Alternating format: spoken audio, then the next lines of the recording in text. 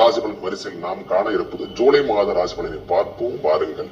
எனது அன்புள்ளம் கொண்ட கடகராசி நேயர்களே, இந்த மாதம் ஜூலை மாதம் 1/7/2024 முதல் 31/7/2024 வரைக்கும் எவ்வாறு பலாபலங்களை வழங்க போறாரு?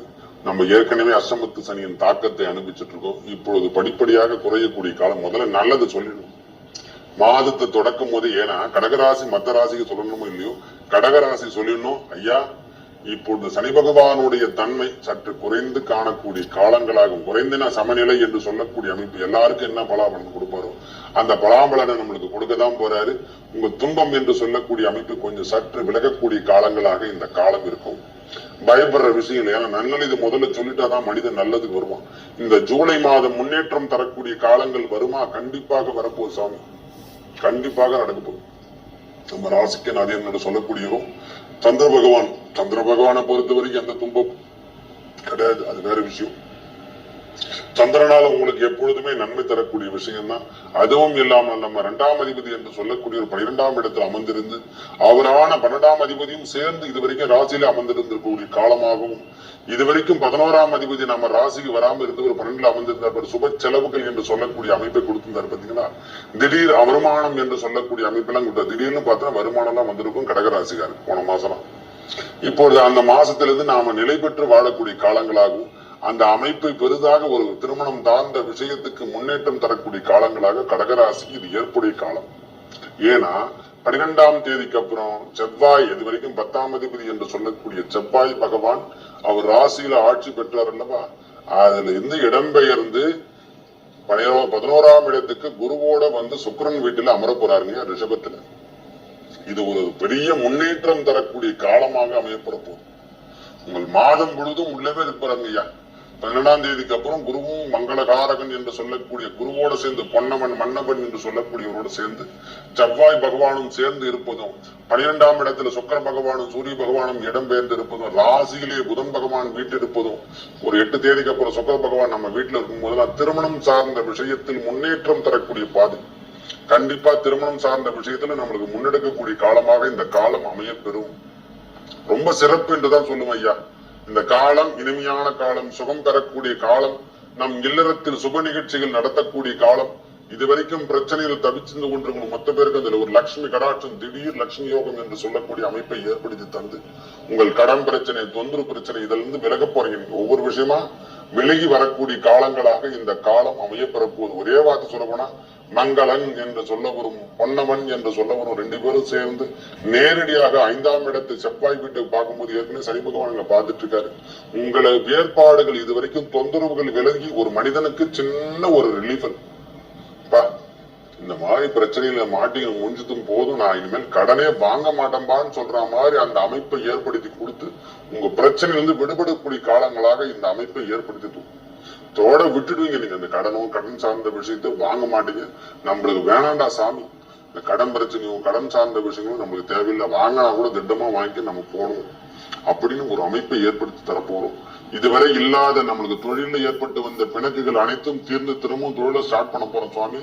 இந்த மாதம் 7ஆம் மாதமே நம்மளுக்கு நல்ல அமைப்பு கிரகங்கள் அமர்ந்திருப்பதால உங்களுக்கு தொந்தரவுகள் அனைத்தும் விலகக்கூடிய காலங்களும், வண்டி வாகனங்கள் சேர்க்கக்கூடிய காலங்களாக இந்த காலம் அமைப்போம். ஏன்னா வண்டி வாகனங்கள் இதுவரைக்கும் இல்லாம இருந்தா, வண்டி வாகனம் இதுவரைக்கும் பழுதாகி நின்று இருந்தா அதன் மூலியமா லாபம் கிடைக்கக்கூடிய காலமாக இந்த கடகராசிக்கு திருப்பி ஏற்படி ஸ்டார்ட் பண்ணிடுச்சு. இது வரைக்கும் ஸ்டார்ட் பண்ணாம இருந்து வந்த பிரச்சனைகள் அனைத்தும் ஸ்டார்ட் பண்ணியாச்சு. திருப்பியும் பிரச்சனைகள் இருந்து ஸ்டார்ட் பண்ண பிரச்சனை முடிவுக்கு வந்து போச்சு.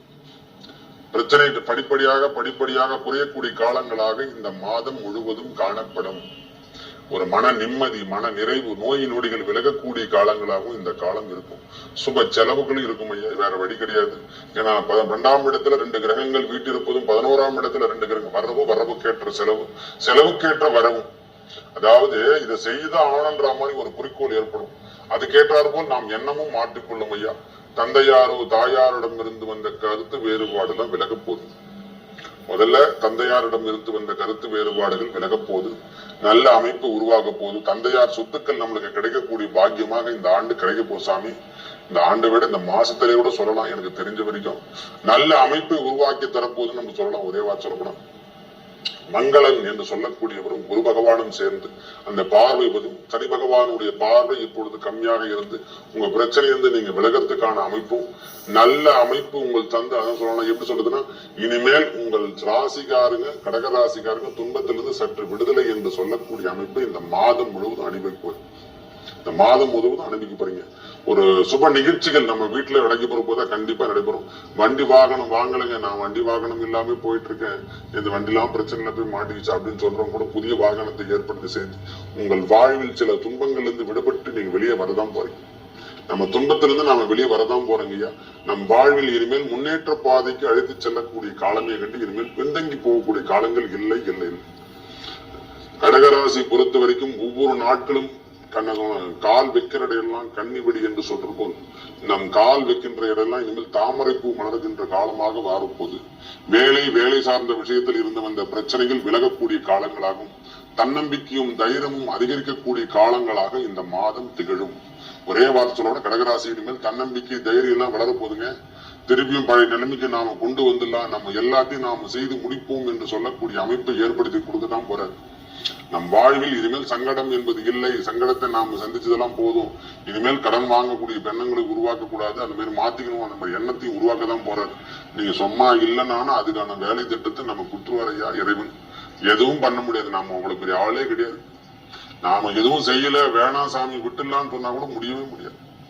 ஒண்ணு வேலையை கட் பண்ணுவாரு, இல்லைன்னா நம்ம உடல் உபாதை கொடுத்துருவாரு, நம்ம வேலை செய்யாம நிறுத்திடுவாரு, இல்லைன்னா தேவையில்லாத விஷயத்துக்கு நாம ஈடுபடுத்தக்கூடிய காலங்களாக அமையப்பெறும். நம்ம கூடகரவங்களும் செஞ்சிருவாங்க அந்த வேலையை. அதனால இந்த காலத்தை சில காலம் இப்படிதான் அனுபவிச்சுதான் ஆகணும், வேற வழி கிடையாது. அதுல இருந்து மற்ற கிரகங்கள் கொடுக்கக்கூடிய பலாபலங்களா நம்ம மீண்டெடுக்கலாம். இந்த மாதம் முழுவதும் நல்ல அமைப்போட கிரகங்கள் அமர்ந்திருப்பதால உங்கள் செய்யக்கூடிய வேலைகளை பெரிய நல்ல அமைப்பும் நான் சொல்லலாம் அமைப்பு பெறப்போது. கடகராசி பொறுத்த வரைக்கும் உடல் உபாதைகள் தீர்க்கக்கூடிய காலங்களாக இந்த காலம் வரப்போது. மெயினான விஷயம் உடல் உபாதை தீரப்போது. மனதிற்கு இதமான எண்ணங்களை உருவாக்க போது. நம்ம வெளியே ஜாலியா போயிட்டு வரலாமா, ஏன்னா டூர் போய் வரலாமா, வெளியூர் போடக்கூடிய பாக்கியம், ஆன்மீகம் சம்பந்தப்பட்ட பிரச்சனைகள் நாம சம்பந்தப்பட போறோம். இனிமேல் தொந்தரவு என்பது நம் வாழ்வில் வராதுன்றதுக்கு முதல் படி என்று இந்த மாதமே நீங்க தெரிஞ்சுக்கலாம். 7ஆம் மாசமே தெரிஞ்சுக்கலாம் சாமி. இனிமேல் துன்பங்கள் எதுவும் கிடையாது. பொதுநிலையில் வேலை செய்யறவங்க கல்வி ஆகட்டும் எல்லாமே நல்ல முன்னேற்ற பாதைக்கு கடகராசி அழைத்து செல்லக்கூடிய காலங்களாக வந்து கொண்டிருக்கிறது.